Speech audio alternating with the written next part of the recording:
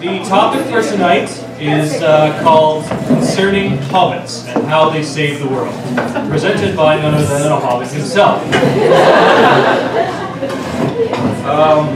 This event is brought to you by the new SVU Institute for Christianity and Culture, and also by our speaker, Brenton Dickieson. Now for some information about Professor Dickieson, just so that you're aware of his background before he presents. He has a BA from Maritime Christian College and an MA from Regent College in Vancouver, where he did a thesis on the development of anti-Semitism. He, in his spare time in the last decade, is a freelance writer, and he teaches at UPEI. He actually taught me for a Global Issues lecture, and he was all right. Did a good job, as far as I know. I don't have any major gaps in my education. He also curates the popular faith and fiction blog, A Pilgrim in Narnia. If you want to check it out, you can go online. It's just exactly that, pilgriminnarnia.com. Currently, he's studying for a PhD in theology and fiction literature, or fantasy literature rather, at the University of Chester. He is married to a Mary Poppin-like kindergarten teacher, and he has a Hobbit-like son, Nicholas, with incurable curiosity. So, without further ado, I'd like to introduce to you Professor Brenton Dickieson.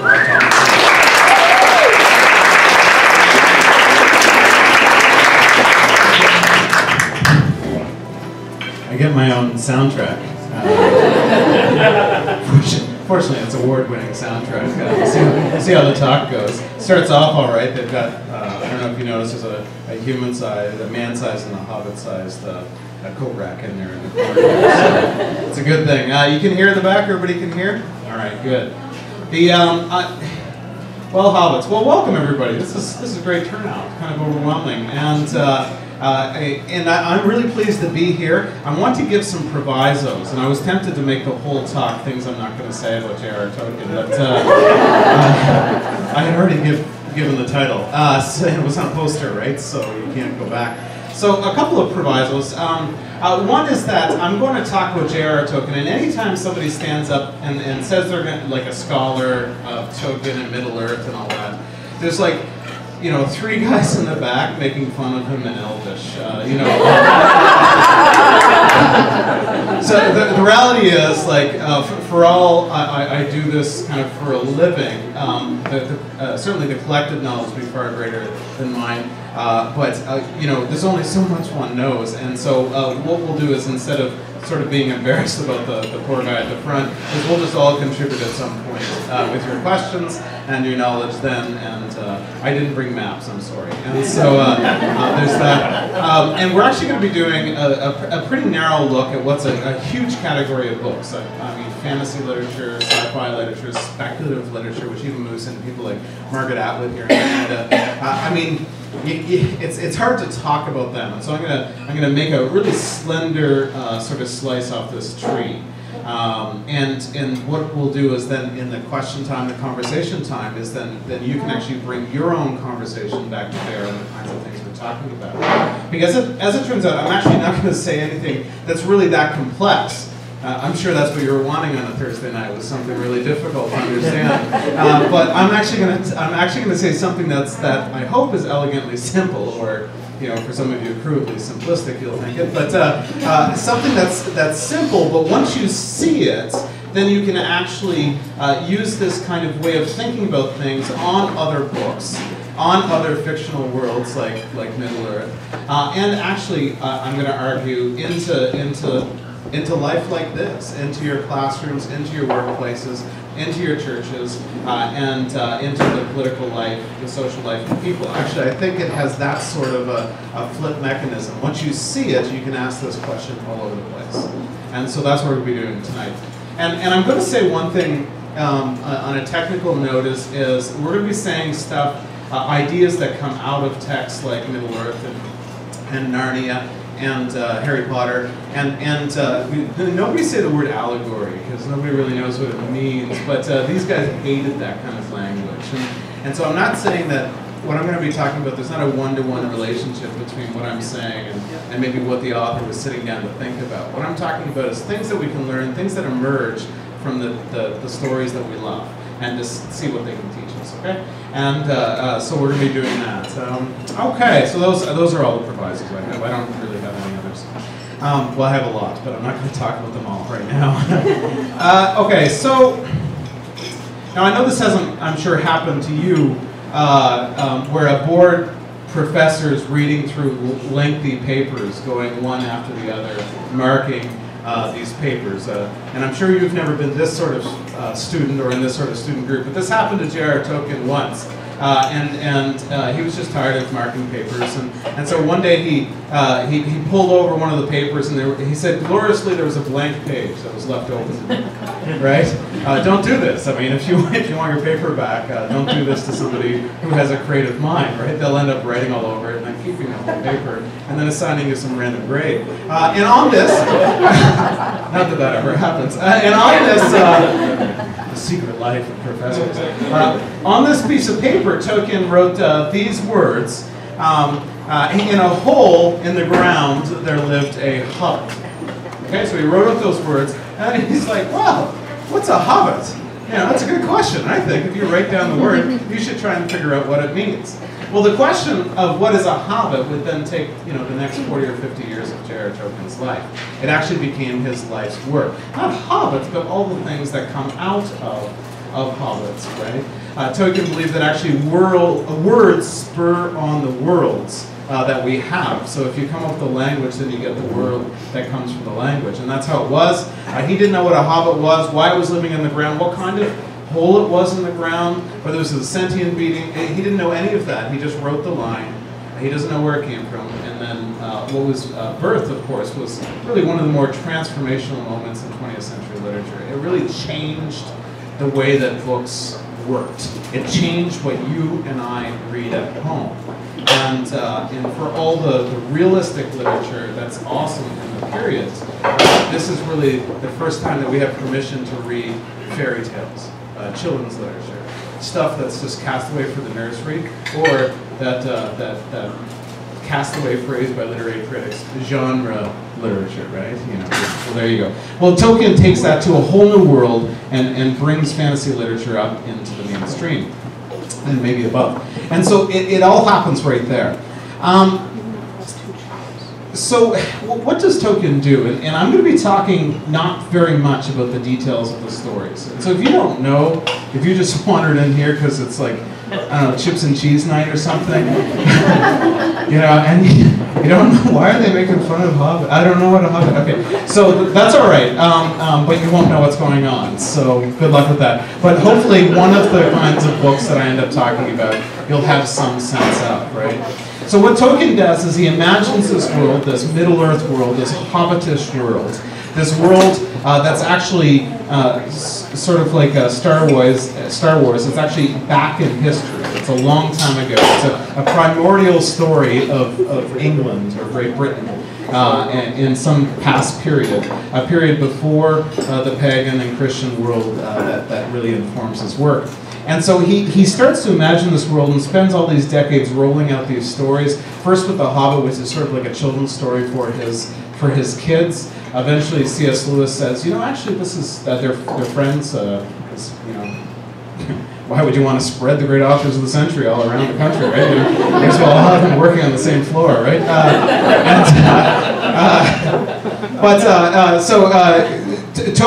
Tolkien was, I know he produced, is it one of the longest novels in English of the 20th century? 450,000 words, I think, Lord of the Rings is. Add another 85,000 or so for Hobbit. That's a big book, right? It's a single story, the Silmarillion. There's a 12-volume history, and that wasn't enough, so we've added some other things. I have about 15 or 20 of his own books on my shelf. Well, he was afraid of it all. He henpecked it out. He put it together with trembling, afraid that if he put it out in the world, it would be rejected. And so he actually read part of The Hobbit to C.S. Lewis out loud, and Lewis loved it. He says, this He said, fit for human consumption. This is, you have to get this out in the world. You have to do it. You have to tell the Hobbit story. You have to change the ending, Lewis said. The ending, I think the ending had Bilbo slaying the dragon, right? Anyway. So, if you don't know what I'm talking about, I apologize. And so, so he goes back, he finishes the ending, and he actually lets one of his undergrads read it, which is a classic professorial mistake, right? I mean, what's the undergrad going to do? Oh, yeah, no, that sucked. I was hoping to get into your 392. And so, I mean, you see the problem. Well, the undergrad loved it. Her roommate picked it up. The roommate actually worked at a publishing firm. Without permission, they took it to the publishing firm and gave it to her boss. Said, you should actually look at this. Boss didn't know what to do with it. What do you do with The Hobbit? Nobody's done this before, right? Like, this is new. There's lots of stuff behind it, but it's new. And so, so what he does, he gives it to his 10-year-old kid, right? Rainer Unwin, who's really now really the most important critic of the 20th century at 10. He gets paid, I don't know, a £50 or something to read the book and to write a critique. And he writes a super precocious critique of the book. And he says it's incredible, but here are all the problems with it from my, living experience perspective at 10. And it needs works. That's what he says at the end, right? And so kid likes it, boss likes it, undergrads like it, they get into their courses, and he gets the book published. They only made a couple thousand copies, and of course, the rest is history. Tolkien tried to control it a lot. He actually even used his art, like his art's on the first cover, and he didn't like any of the artists they gave him, and so there's sort of a long publication history. But immediately they asked him, okay, write us a new Hobbit. He's like, oh, but I have epic poems in Anglo-Saxon tongues.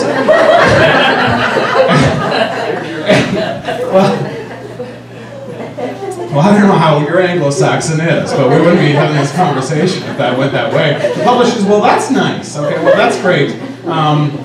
Do you have a new Hobbit for us? Can you give us a set? People want Hobbits. Give us Hobbits. And so he writes down that the great first chapter, or awful if you happen to like high fantasy, first chapter of the Fellowship of the Ring. Instead of the unexpected party, it's the long expected party. It's Bilbo's 111st birthday. Frodo, his nephew's 33rd birthday, and then it begins. Well, he's like, oh, I think I'll have this done by the end of next year. So this was 1938, 1939. Now it's true there was a war. Anyway, 1954 it's published, right? So are you having trouble meeting deadlines, folks? This is it. I didn't go through all his letters, but for this reason, but I counted over a dozen times and said, oh no, I'm going to have that. You got that. It's coming in for you next week. And then finally, when the publisher says, where is it at? He's like, oh, maybe 10% done, right? And so much so that he hated allegory, but he wrote his own allegory called A Leaf by Nigel, about a painter who worked just on these minute details. Little by little by little, and that was him, leaf by leaf until you get a branch, until you get a tree, until you get the whole story. And that was J.R.R. Tolkien. Well, but look at the quest. I mean, does the Hobbit's tale in the Lord of the Rings, a bit more so in the Hobbit actually, but in the Lord of the Rings, does it look like what the parent literature is, which is the epic quest, right? Who's the hero of the Lord of the Rings? I think it's Frodo. Right? Okay. Does Frodo look like Achilles? Hercules? I mean, does Frodo look, like Beowulf or Odysseus? Does Frodo look like King Arthur or any of his knights? I mean, notice the intriguing thing that has happened, what Tolkien has done, where he takes this epic mythic literature, pops it right out of the medieval period into the 20th century. Gives it an entirely new landscape. So he uses literary realism for most of the landscape all the way through, right? So it's just like the books that you're reading in that period. A bit too descriptive, perhaps. He read a bit too much Jane Austen, but sorry. I love Jane Austen. She and I are like that. And he has a moral realism, right? So there's no reconfiguration of metaphysics. It's the physics change a little, but the metaphysics don't. What he does is he actually takes the epic quest, the moral quest, and he transforms it. Instead of the great hero who moves forward in the quest for what? Vengeance, glory, national pride, to save the country in the case of Beowulf. For all these reasons that you go on your quest. You're poor. I don't know, whatever you go on your quest. He takes all that, and there is no reason for Frodo to go. And when he gets there, think about how this works. And at the end of every epic quest, there's the sword thrust into the Achilles heel of the dinosaur, the dragon, right? You find the spot with the missing link. You find the gold. You win freedom for your country. Like Beowulf, you might die doing it when you kill the worm, but at least you've killed the worm. And what happens is actually Tolkien invests in his epic, and it is an epic. He wanted it to be a national epic. He invests in his hero complete anti-hero qualities, right? He goes on the quest, not because he wants to, but because he has to. Not because of any glory or pride or any of the manly things that the great heroes should have, but because he's the only one who can do it. And he goes there, and what happens when he gets there is he actually says, I can't do it. So in the end, what happens is a gardener carries the king, right, for the last few steps of the epic journey. I mean, talk about a turning of things upside down. Instead of the knight coming in with shining armor, you actually have his squire carrying the limp knight on the horse forward to the end of the battle.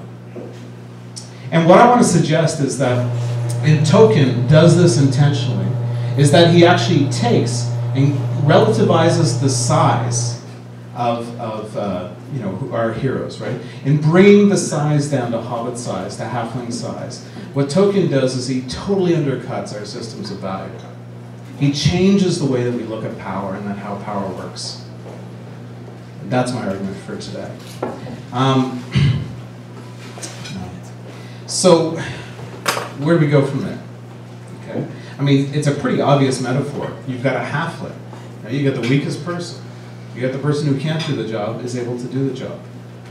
How does that look? I want to suggest basically a Hobbit's theology, or if I can just use a term that actually, I look for a really hard word. That's what we're supposed to do, right?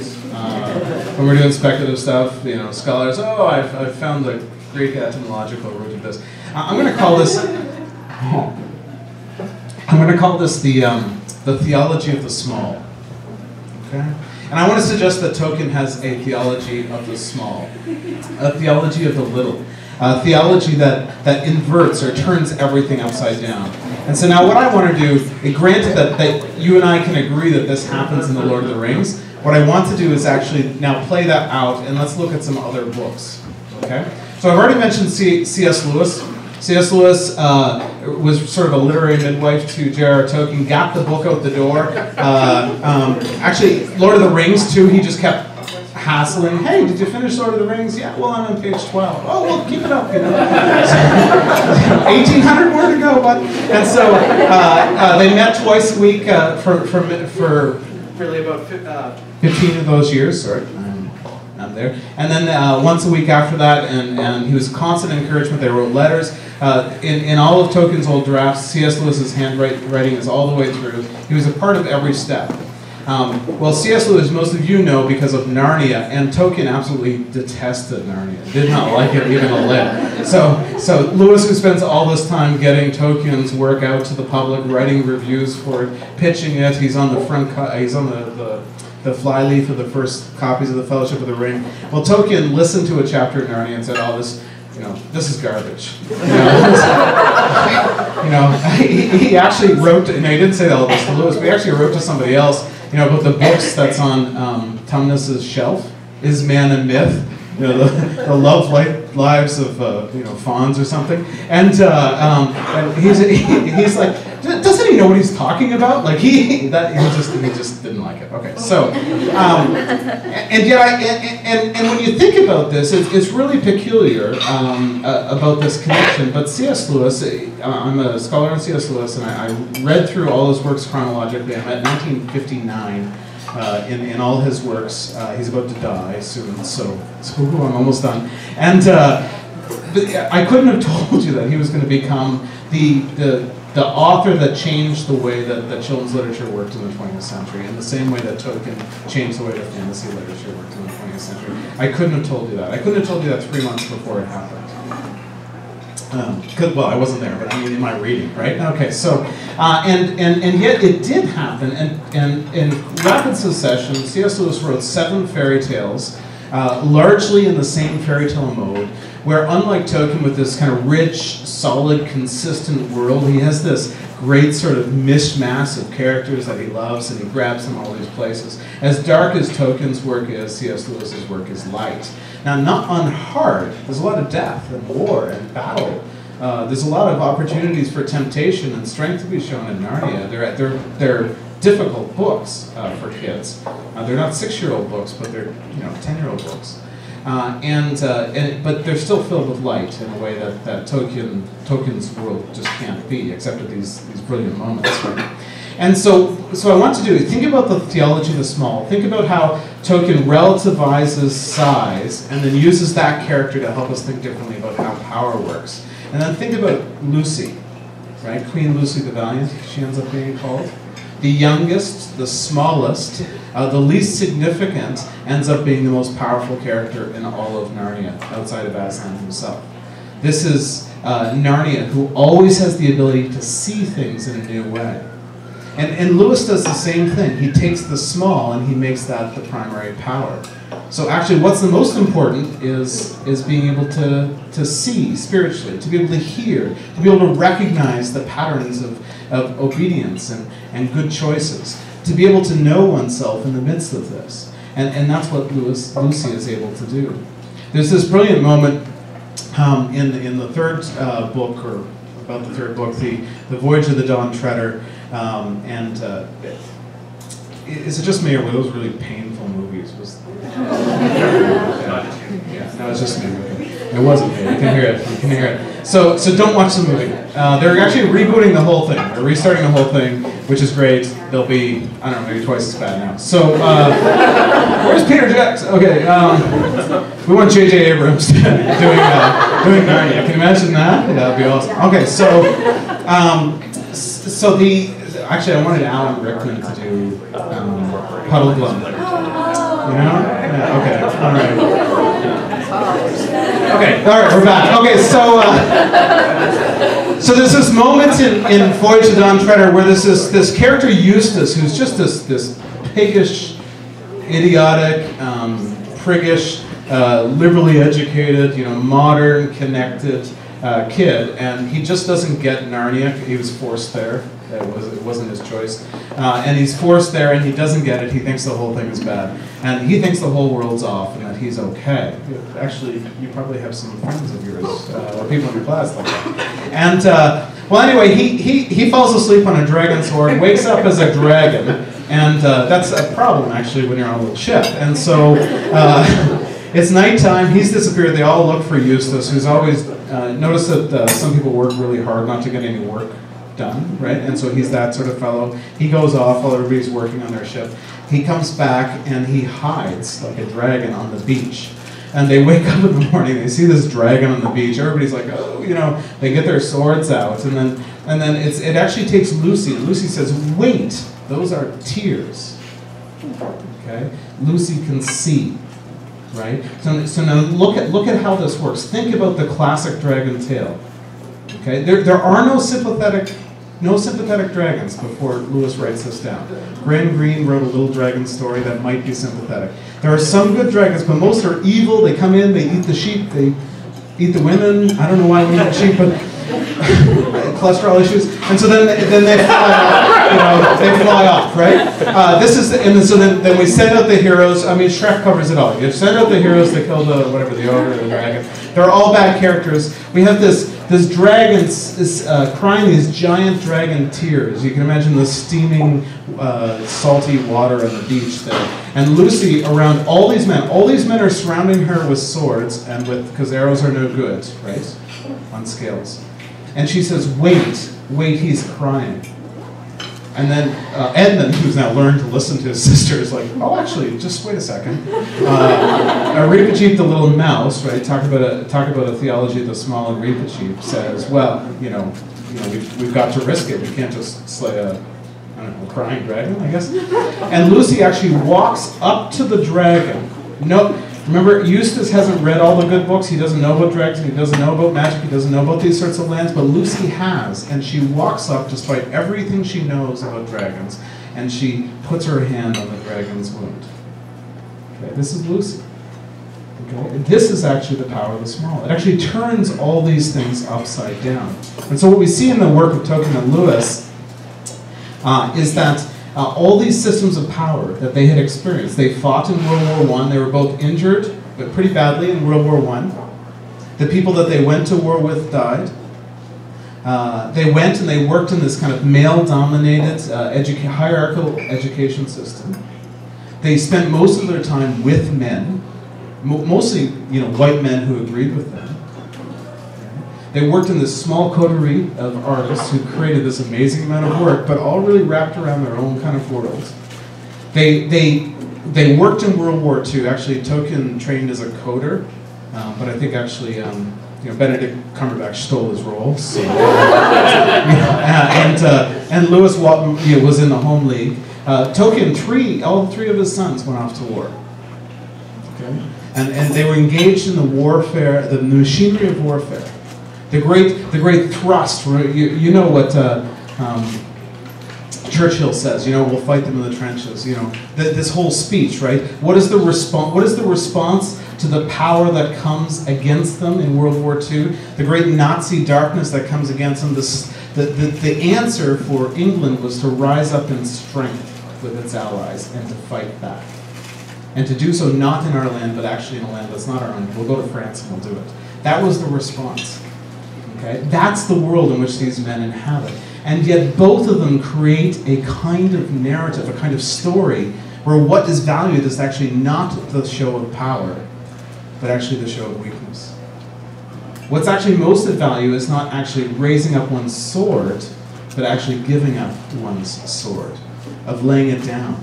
In the end, what happens? There is a dragon slaying in the Voyage of the Untreader. It's actually Eustace's own slaying. He doesn't go out as the hero, he slays himself as the dragon. And when he can't do it, he tries, he actually has Aslan do it, so he can't even do it anymore.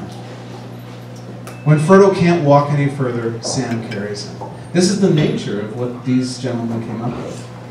There's an incredible inversion here. It's not just the anti-hero that we get later in the 20th century. This is the unlikely hero that becomes the central part of the way that the whole material is organized. The whole myth then comes around this. And then if you look through Narnia with this lens, the theology of the small, you will see it again and again and again. That the primary turning point for a character's redemption comes not in great show of strength, but actually in a giving up. Okay, now let's roll it forward just quickly. Let's see what happens. Okay. Do I have to? I mean, I probably. This is Christian. Should I have said that?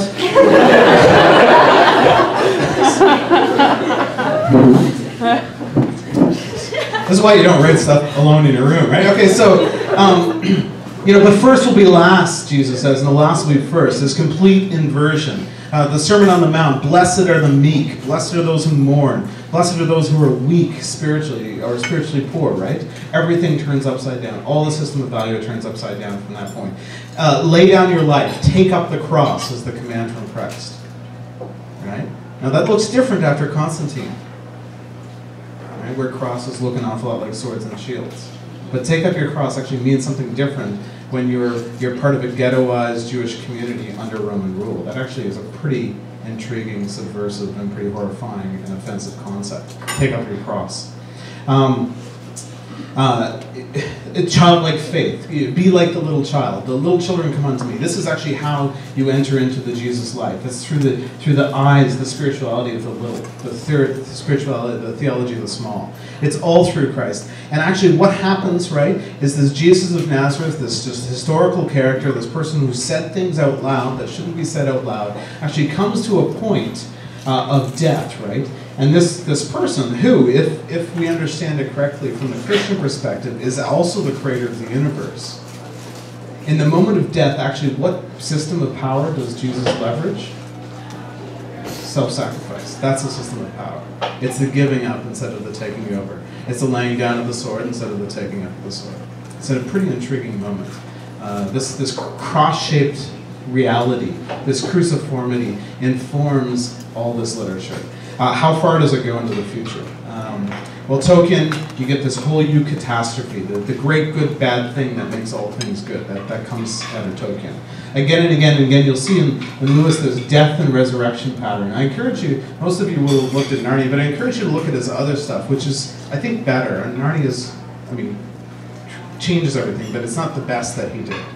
And again, you actually see this pattern, the character dives down and then comes up into new life. You see this again and again in Lewis. And I think it's connected to his own conversion. He learned to dive the week before he became a Christian.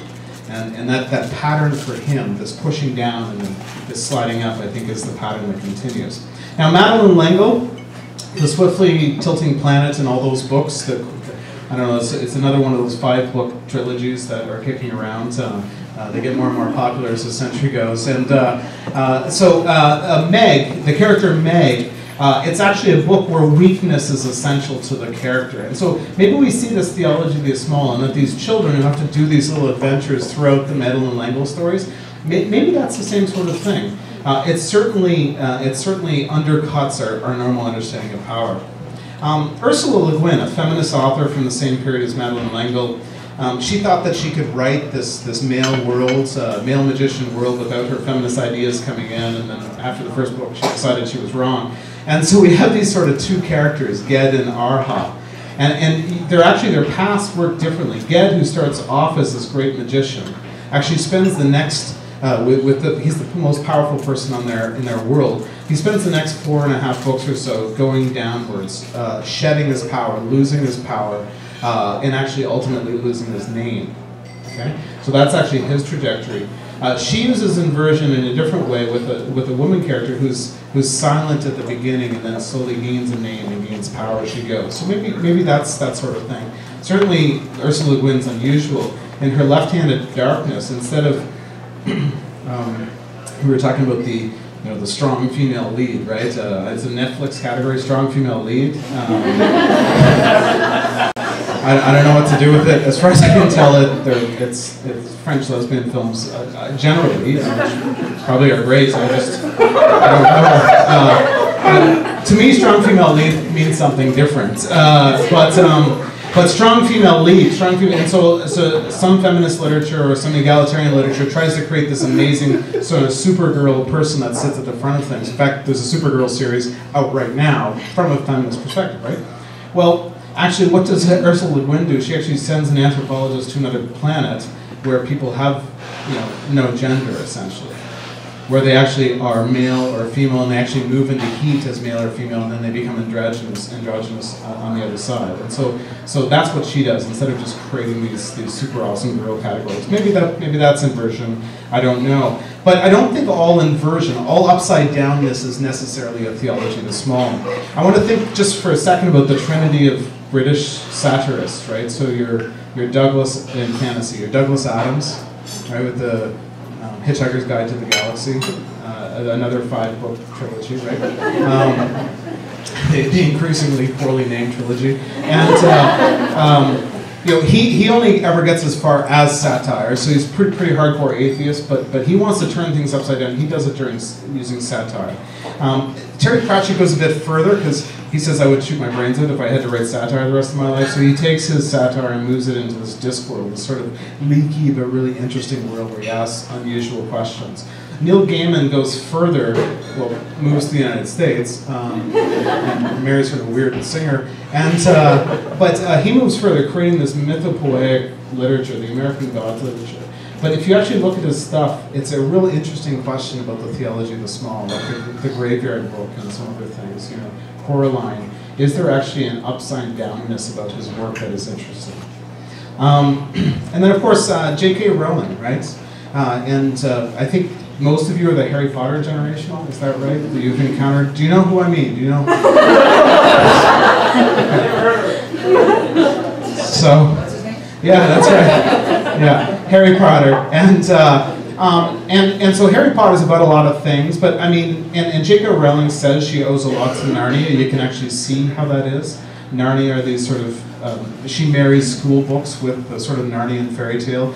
Like Tolkien's work, she moves from, in each of the books, she moves from sort of fairy tale beginning to an epic. And actually the whole series moves towards epic near the end, actually size-wise. If you were a kid growing up with it, you're like, the next year, like, wow, you know, I'm growing up, you know, and they get bigger and bigger, and then finally we need 2 movies to cover the last book. And there's 7, like there are 7 kind of Narnian series. There's a lot of sort of important pullback.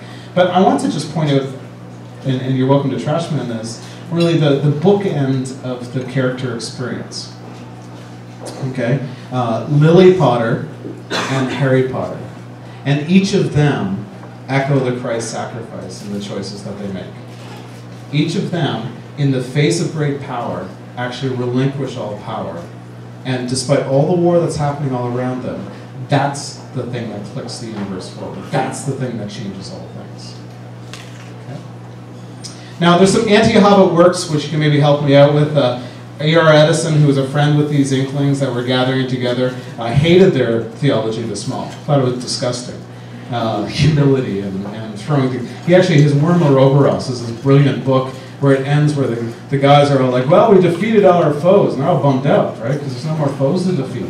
And so basically a magician gives them the whole world back, and they get to go fight all the wars again. It's out there. Phil Pullman's His Dark Materials, the Golden Compass books. These are meant to be an anti-Narnia, and Lyra, who's a brilliant character, is meant to be an anti-Lucy. Right? Think about Lucy, spiritually sensitive, soft, obedient, calm. She actually has to get more courage against people, learn to stand up, which is also one of the themes in Harry Potter, and she does sometimes. But Lyra is completely different: brash, deceptive, undercutting, boyish, tomboyish, and actually that makes her just such a wonderful character. And so, although I think he fails in 2 ways. I think it's not, he doesn't make an untheology of the small, an anti-Hobbits theology. I think it's a complex series of books, and there's a lot of interesting things in there, but it doesn't just come down to power and power. And I think he also kind of flubs out the 3rd book. It just kind of falls apart. And I think that's a lesson. If you're going to write an anti-something, it's probably not going to be great. You should know. And then, of course, I don't know George Martin's Game of Thrones, Song of Fire and Ice. I don't know it. And I tried to get schooled on it a little bit this week. But one of the reasons I haven't taken time in this period of my life to read it is simply because it looks to me like it's about meeting power with power. It looks to me like, you got a problem, well, you meet it with swords or sexual prowess or rape. I don't know. How many rape scenes? Would you say 200? 200 rape scenes so far in the series. Okay, so I think that probably counts as an anti-Hobbits theology, and we're all doing theology, aren't we? So how does this look then when we pull it out? And I want to suggest to you actually that these books that take on the Hobbits theology, or theology of the small, actually teach us about how to encounter life. And I want to use, I think, what will be what I'm the least qualified to talk about, which is the American election. And of course, it's down to two words, 3 syllables. The election is now Donald Trump, right? And it's all about him. Actually, someone cleverly wrote an article called "Donald Trump is Knickerbrick's candidate," the Knickerbrick candidate, right? Knickerbrick being sort of the dark dwarf who betrays his friends because he wants power in the books. Well, actually, that's sort of an interesting question. If you look at the American moral majority, if you look at the American push from the right, if you look at the American lobby from the left, if you look at this entrenched kind of culture war that's taken place in the 1990s, building up to that point, and then echoing again in this decade, if you look at the power of that conversation, and then you ask, well, what's the Christian role in that space? Okay, I'm going to suggest to you is that actually the Christian role is actually to look like Lucy, not like Donald Trump. Okay, all right. I think it's actually to look more like Sam or Frodo, and I already do apparently. I think your political perspective needs to look more like Sam and Frodo or Lucy than it does to look like Donald Trump or whatever power. Well, someday the Democrats will do something in the election, and then we can say that, but they haven't done anything, right? So they just, hey, let's watch and see what happens here. Woo, this is fun. And so, and I wanted to suggest that actually that there's two difficult things that happen, and we have to somehow hold them together. All throughout Narnia and Middle-earth, and all throughout the Harry Potter books, the wars continue. There are actually times that you actually have to do hard things, you actually have to take life, that you actually have to make difficult decisions that cause damage. And yet at the center of them is the theology of the small. And holding those two things in tension is really difficult. It's why in ethics I don't reduce everything to the question of violence. Is the movie too violent? How could God have so much violence in the Bible? Why could God say, go and do this war or that war? How does that work? I don't reduce everything to violence, because anytime we reduce everything to violence, we actually come up with a question, and this is my academic history. We've got children in Auschwitz, and somebody has to meet that problem. So there really are times that we actually have to respond with strength in the world. And maybe it is over whatever the issues the culture war are about.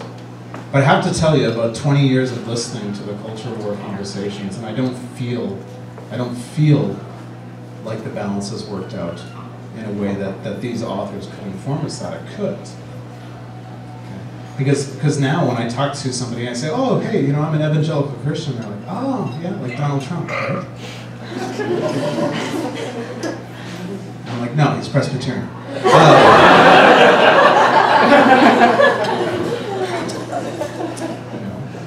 I'm Catholic. Oh, and so, I mean, we everything just rolls over from the United States, and you have to at some point to say, at what point do our politicians, do they look more like Jesus on the cross, or do they look more like the people putting Jesus on the cross? And that's the question of the theology of the small. And the answer is actually not easy. I wish I could just condemn a bunch of people. That would be helpful, wouldn't it? But it means actually walking through the difficult pathway of asking that question. In apologetics, when you're proving the faith, do I look more like, the Romans, or do I look more like somebody giving up in self-sacrifice? Winning philosophical battles, making political decisions, doing your office politics with your friends, with your lovers. This is the question: does your life actually reflect the theology of the small or the theology of the powerful? And I think that these books actually can inform us in ways to walk that complex and difficult pathway towards a Hobbit's life, in a sense.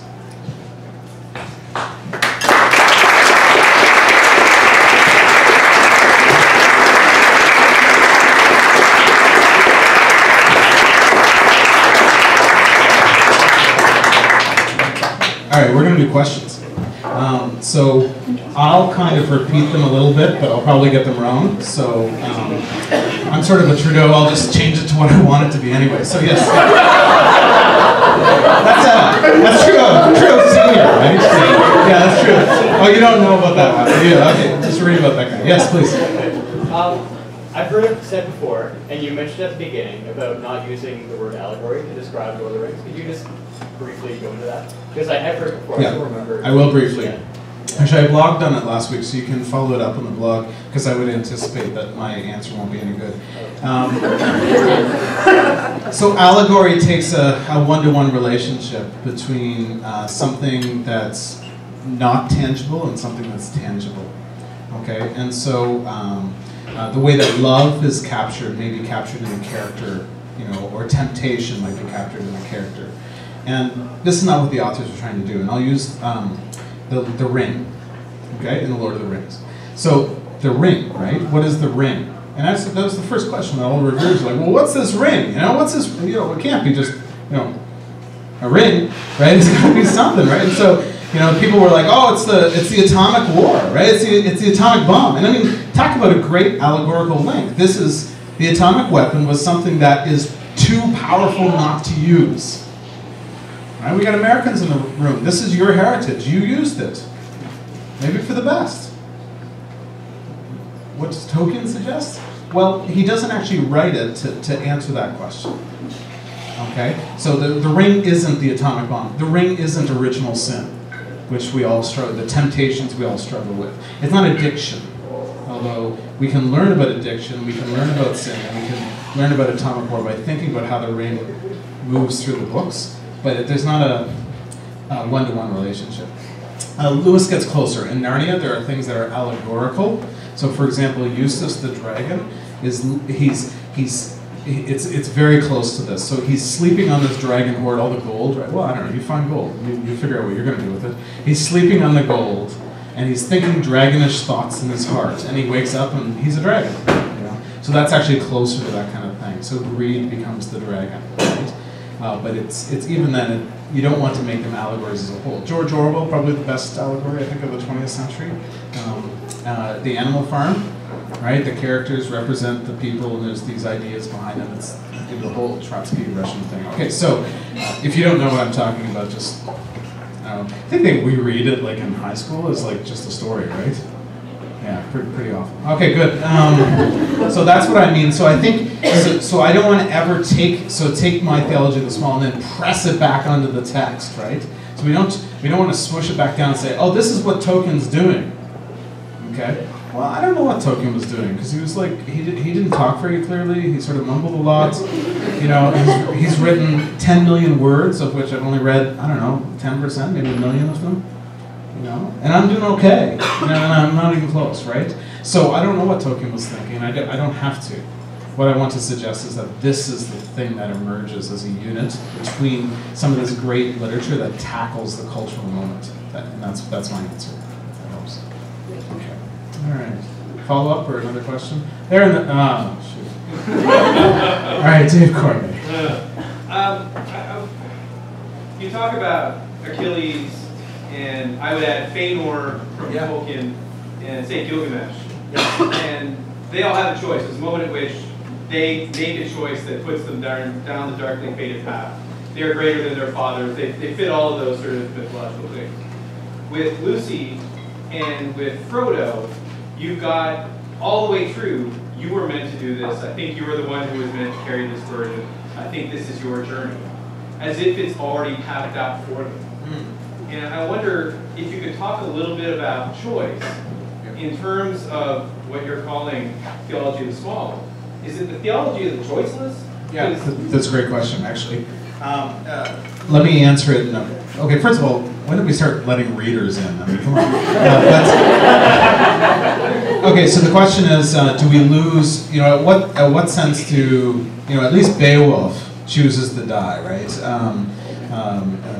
Achilles, knows he's got every reason not to go forward, and he goes forward. Right? So at least they've made the choice. But what about Lucy, who just seems to have to do this stuff, or Frodo, who's compelled forward? And I think the movie sort of captures this well, is you actually see him sort of stumbling, dazed for parts of that journey, right? So in what sense have they lost their will? In what sense are they still free agents, right? In this sense. So Tolkien actually addressed that question for Frodo. Because Frodo comes to, and I'm sorry if you haven't read these yet, I don't know what to say. They were published in the 50s. So Frodo comes to the edge of Mount Doom, right? He's at the lip of fire, and it's kind of lame in the movie, but in the book, like, he just turns and simply says, I can't do this. I'm going to keep the ring. I choose to keep the ring. Okay. Now, actually, Tolkien said this is not a moral failure. And you're all like, that's a moral failure. You know, like, this is the ultimate moral failure. You know, Tolkien's like, that's a moral failure. That's not a moral failure because of what Sam has gone through in all this space. And Tolkien, right, is Augustinian. Like, he resists the whole Pelagian kind of conversation about the loss of free will and that sort of thing. And so he very much wanted to keep that free will. So in the end, Frodo isn't the hero, right? So he actually chose not to do the right thing at the end. Now, he may not have been capable to make that choice. He's just beaten up so badly. As a character, he's just lost. And so he chooses not to. Sam, though, chooses to, right? And a potential peril. And then Gollum ends up playing a role. There is a sense, I think, Dave, that's and I'm going off script here, I didn't prepare for this, but maybe someone can help me out here. I get the sense in the Gollum character that we're too far down the road of possibility, that you no longer have free choice because of all the choices that you've made leading up to this. That he's so bent, his will is so bent towards the power of the ring, that he can no longer choose otherwise. Is that fair? Yeah. So I think when we look at the hero in that sense, I don't really know what to say, because in the end, in the end, it's not actually a great choice that's made, but actually a series of sort of bad, weird choices, and then the world is saved. But yeah, Tom, do you want to respond to that? Or? Well, I just want to throw in, I think Frodo's big choice was during the meeting to take the ring. Yeah, he chose early.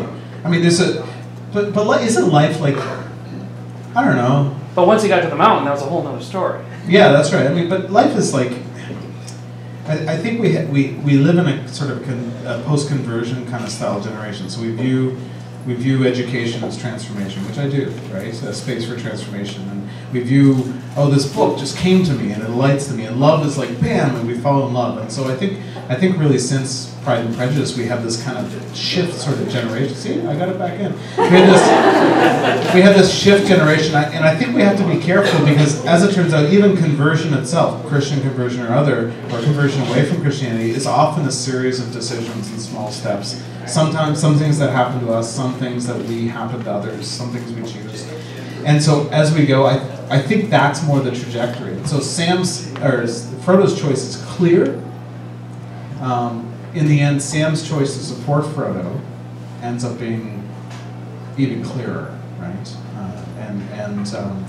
But yeah, so I know I just messed up the answer, but I don't have an answer, right? So Dave, I think with Lucy it's clearer, because she fails and she succeeds at these various kind of moments, and so Lucy in the end has to kind of like, she ends up just saying, well, my will is your will, I think is what she says at the end. So, question in the back, What would you say to Luke Skywalker and the George Lucas productions? The new one? All of these. Okay, good. Well, you can read Joseph Campbell's work on the Star Wars films. Okay, so, yeah. Well, what do you think? Because I think actually you have a... It fits the category. Sorry, could you just say it again? Luke isn't exactly small, but he also gets into the category, kinda. Yeah, that's right. So with Anakin, we have like the theology of the lame, right? Super bad actor. I'm falling in love, and it's really bad. It's never happened to anybody else in the universe before. But with Luke, we have the orphan's tale, right? So like Harry Potter, like the Pevensey children in Narnia, right? They're sent out of town. Like Frodo, who's brought up by Bilbo, his uncle, and like, I don't know, you could mention 10,000 others. Mythology is very dangerous for mothers. What's that? Mythology is very dangerous. Yeah, that's right. There's all kinds of dead parents. It's like, No, we were good for like 40, 50 years. No. And so the Willoughbys is a great kind of new book that makes fun of this genre. So Luke is the orphan Messiah combination. So it's not that complex. Well, you all know Star Wars isn't that complex, but he's just simply it's a standard sort of Messiah story. So the question is, from the theology of the small perspective, is at the end did Luke win in a show of force, or did he win in a show of weakness? And I go back and forth on that, but I think about the last moments with Darth Vader. You know, you guys know, right? I am your father, right? So, spoiler alert. If you don't know that, just you need to go. So with I think Luke in that moment, I think we see actually two stories. The Anakin story is precisely the story of leveraging power. Right now, he's fear-based, right? That's why 4, 5, and 6. It's all about there's great fear in you. It's because 1, 2, and 3 is about fear moving towards power. And so, what does he have to do to seal in the power? He has to go and kill all the children in the temple.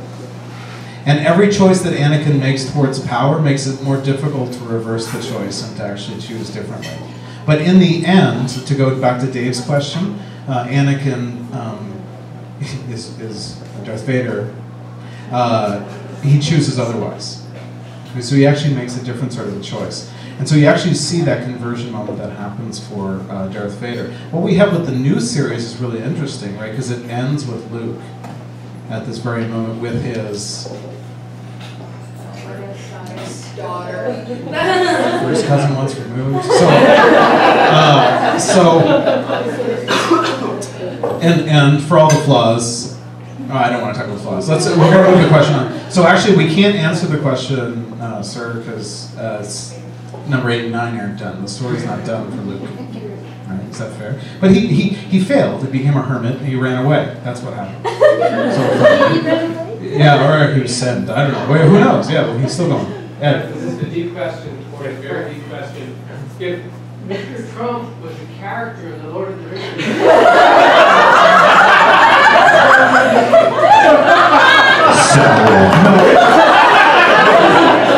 So if Trump were a character in The Lord of the Rings, well, I'm going to give an unusual answer to this.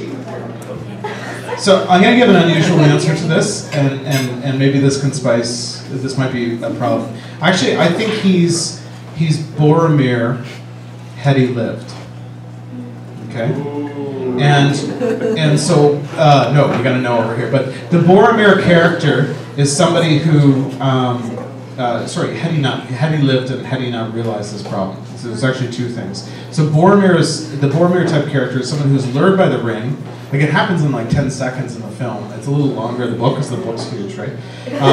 Boromir is drawn in, and he's the White House approach to the ring. This is too powerful not to use. I've been defending my people. We're faced with great darkness. Darkness is spreading across Europe, the land. And we have actually a weapon that can transform things.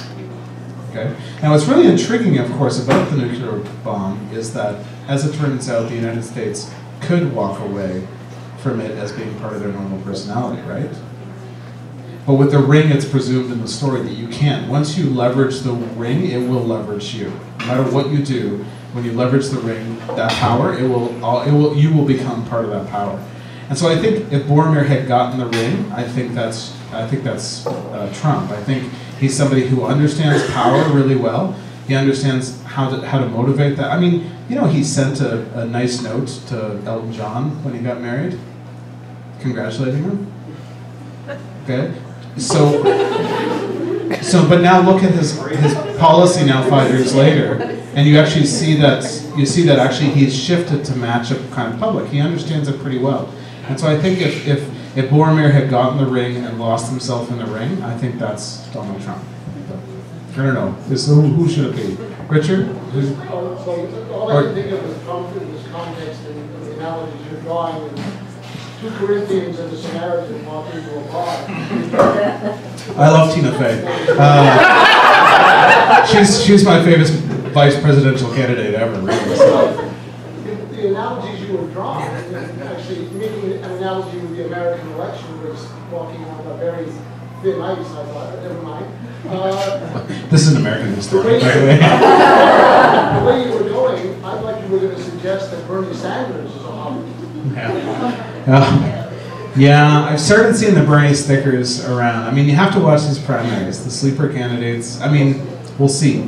No, I don't know enough. I'm not actually as concerned about the election, but the conversation that happens at election time. And it's kind of one where Christians duck and cover for a few months, right? Who aren't American Christians on the front line. But you talk, there's millions of Americans that feel the same. And it's a struggle. It's a struggle to carry out this kind of conversation, to have this witness, to even feel credible in public. And it's not just a right thing. I'm not making just an anti-right thing. It's easy to make fun of the right when Donald Trump's the primary voice right now, for all kinds of reasons. But it's but the left can do it too. I mean, there's nothing more sour in tone than somebody on the left who's left the right. Right, who's moved on, they're now progressive and they left someone behind. That can be sour too. So I don't know. I don't know how to kind of follow that up, Richard, except that read the Lord of the Rings before you vote, I guess, right? Yeah. This is a totally different question and maybe not as accessible to people who haven't read the books, but do you think there's a relationship between the idea of the theology of the small and the character of Tom Bombadil? I don't really get Bombadil. Yeah. You know, so Tom Bombadil, as they're leaving the Shire, so Tolkien's books, The Lord of the Rings, begin in fairy tale, like The Hobbit does, and then move towards epic throughout. And they do that through a series of threshold moments, as Bilbo or Frodo and his friends are leaving the Shire. They go from house. Now, there's another house in the book that's not in the movie. To house. To Tom Bombadil's house, to the inn. There's these series of houses, and then finally to the last lonely house. Is that the last one? So they have these series of houses that he has to visit. This homely kind of cooking biscuits on the grill kind of Hobbit. As they go through, there's all these houses that you meet, and so then as you move through them, you move from kind of one kind of world, which is just this little sort of English village, onto this other worldview kind of thing. We're now in the arena of power, right? So what does Tom Bombadil do right in the middle of that? And he sort of adds that magical element, right? Is it there's a fox, right, just before the Tom Bombadil scene, and there's this moment in the narrative. We're going geek just for a moment. You can and watch the language, right? So all the language is as the narrator, as omniscient narrator, but there's this moment where the fox thinks, oh, isn't that interesting? Okay. Well, what fox thinks that, right? So you're just like, wait a minute, foxes don't think. I know, because they're eating my shoes, right? Right in front of my beach towel, right? I know foxes don't think except food, humans and food. So we actually see this sort of threshold that takes place. Now we live in a world where urban fantasy is normal, where we can actually have the fairy world right here, right in our midst. But that didn't exist yet, right? That hadn't been invented yet. And so Charles Williams, the poet, and Jared Tolkien and Lewis are the progenitors of this moving from the liminal moment, the moment that sits on the threshold. The old word is temenos, the threshold between one world and the other. And I think that whatever else Bombadil's about, he's about moving from one kind of world to another kind of world.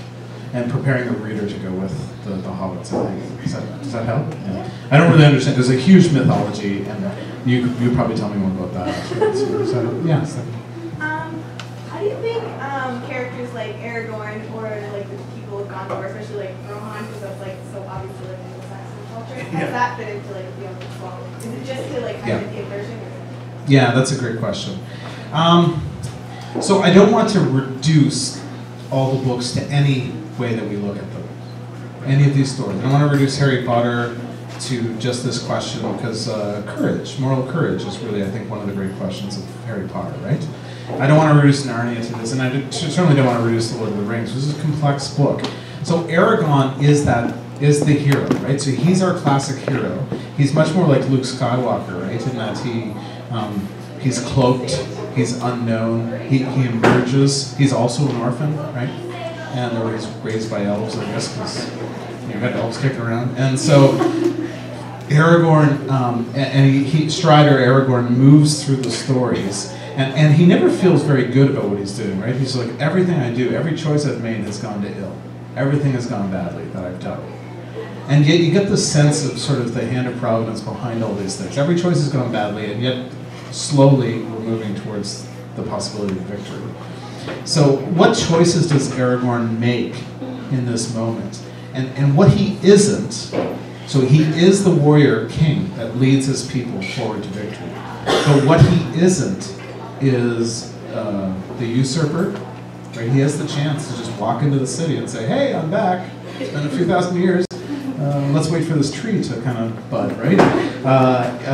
And Aragorn is that competition. In the books, it's more tense than it is on film. He has the chance to leverage power in a lot of ways, and he often doesn't. He trusts people that you wouldn't normally trust. He looks to the hobbits for guidance. He cares, and he's the king, and the prophecy is that he will change everything. The broken sword we've made one, and yet he gives his life to make sure that the hobbits get across the chasms and move forward in the story and all that sort of thing. So I think that Aragorn captures that divide between the small and the tall really well. Now he's normal height in the movies, but right, he's tall in the books. He's taller in the books than he is in the movies. So maybe that's Peter Jackson's doing that. I don't know. It's complex. I don't know. And then the writers. I don't know. We got writers. So I mean, it's a complex world. Remember, Tolkien wasn't saying, how can I change the way that Europe understands systems of power? He wrote, in a hole there was a hobbit, and then he figured out what was around the hole, and what the village was like, and then what the whole area around that was like, and so on and so on and so on. And the way that, and I'm a writer, the way that we write is we never kind of say, oh, I would like to challenge the power politics in the United States, so I'm going to write a novel. Well, geez, that's going to be a crappy novel. I mean, you guys have read some of the stuff in the Christian market, right? I'm going to tell people about Jesus. Well, good. Well, that's nice. Okay. Well, you could do it well. I mean, that would be if you've read feminist literature that's meant to be on the front feminist, it can be like that too. Right? Whenever you read an anti-literature, it often will fail to this. It will shrink to the message that you have, whatever that message is. Okay? And that's the feeling in Phil Pullman, right, as he pushes too far. In the case of Tolkien, he makes this huge, expansive world with all this kind of complex thing, and I don't want to reduce it just to that question. And I'm over, even though I just read The Two Towers, the movies, when it comes to the Rohirrim, the movies have taken over. The image of the horses and the landscapes and the rocks on the grassy knolls and the hair and the spears and swords, and they've taken over. And that's one area that the movie has co-opted my image of what the book is. Even though I saw the movie several years ago and read the book just a few months ago, it's still gone for me. So maybe you could help me with that. What's that? Two more. This is your. Oh, jeez. Are you nervous? This is your. Oh, back in the back. Yeah. What would you say to the Murchak and Thorn character in the book, and also Roran? Okay. Can you say it again, please? Sorry. What would you say to Murchak and Thorn, and Roran? In the Lord of the Rings? No, Aragorn. Oh, in Aragorn? The Aragorn book series. Oh, okay. So the Aragorn book series. So Christopher Paolini, is that right? Yeah. Oh, right. Okay, good. Just give me a second to do this in my mind. So I read them when they first came out quickly. They're written by a young person, right? So a 15-year-old who clearly loved Tolkien. I mean, they are Tolkien echo worlds. A different branch in the tree than George R.R. Martin, but definitely on the tree, okay? Aragorn, I think the E is you just change it for D and you got dragon. Right? So these are dragon books. They're new generation. They're after Anne McCaffrey and Dragon Riders and all these sorts of books, right? So you have dragons that can be good. I think they've created a pretty inventive moment that happens between the human or the rider and the dragon. And what you see is this sort of self-sacrificial unit that's very much like Frodo and Sam, right? They live and die together. And I think that ends up, it's been a long time, but the bad guy ends up like he loses his dragon, right? And he co-ops somebody else's dragon, I think is what happens. And so I can't say much more than that because they're not, I like the stories, not great movie, but I like the stories, but they're not actually complex enough in a sense to talk about. They're just rolling out the story, and it's a good story, but I don't think that he's thinking about how power works, how people work. Yeah, that's just me. Is there something I'm missing in Aragorn that could teach me something? I don't know. Not just the dragon. Right. Okay. So yeah. See, I don't even remember the characters. It's been probably 7 or 8 years since I've read the books. There's the 4th one that's out on the trilogy, right? Yep. Yeah. Let's do this in a year or two, and I'll get on that. One more question. Yeah. Oh yes, please. Yeah. Not so much a question as just sort of a commentary on. Well, I've heard a lot of people equate The Lord of the Rings, or more specifically The Hobbit, as being just a really adventurous road trip, but I've always sort of seen it in my own mind as kind of more like a pub crawl. Because they start out in Bag End, you know, the dwarves come and so on, they have drinks and they have a good time. They go and get in some trouble with the trolls, and then it's off to not Lothlorien, Rivendell. They go there and they go to Rivendell, they have more drinks. They go through the Misty Mountains, get in troubles with some orcs and goblins and stuff. And they finally get to Bjorn's house. They stop there, have some drinks, have some drinks. And then it's to Mirkwood, and afterwards they go to Lake Town, have some drinks, have some bread, have some bread. Fight the dragon, and then back home, and yeah, presumably. Do you think that was deliberate?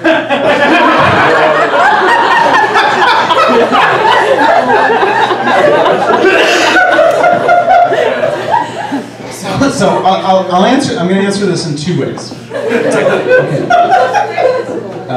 Third way be order from the tab, so we can keep doing this sort of thing. But okay, so 2 things. One, think about where this literature came out of. It came out of a group of guys who got together either late at night and drank gin, right, and smoked and read papers to one another, right, read their poetry, and they went all out. They argue sometimes till 1, 2, 3 in the morning, or in a pub.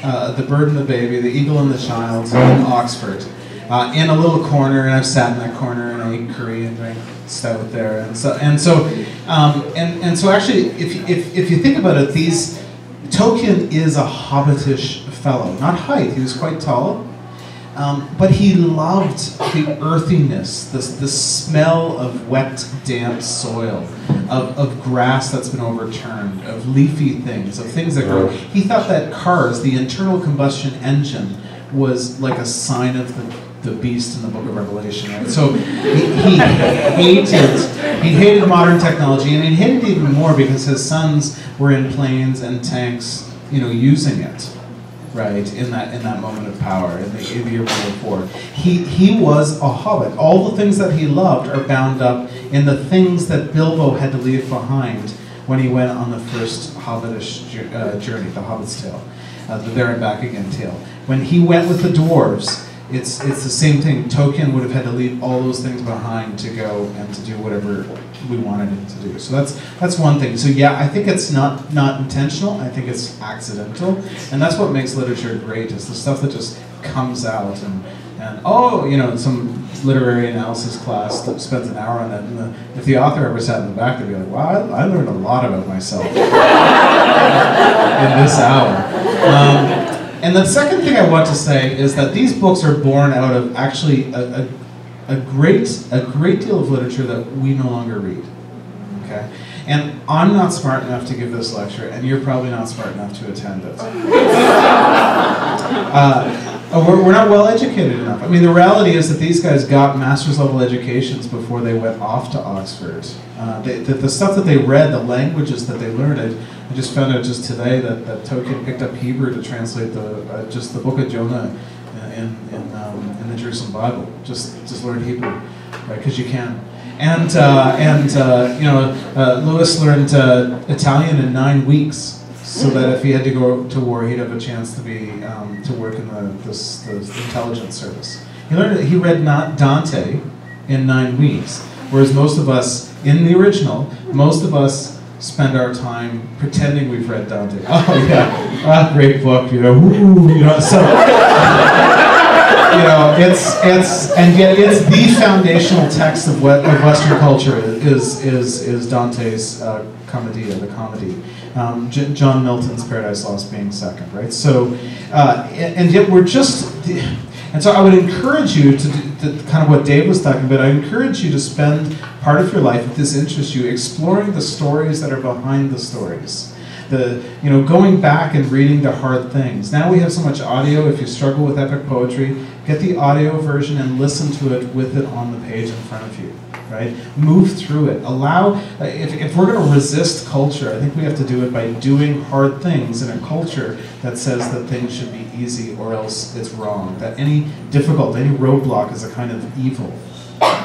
Right? Forget Sauron. We're talking about like a 70 on a test. That's a great evil. Right?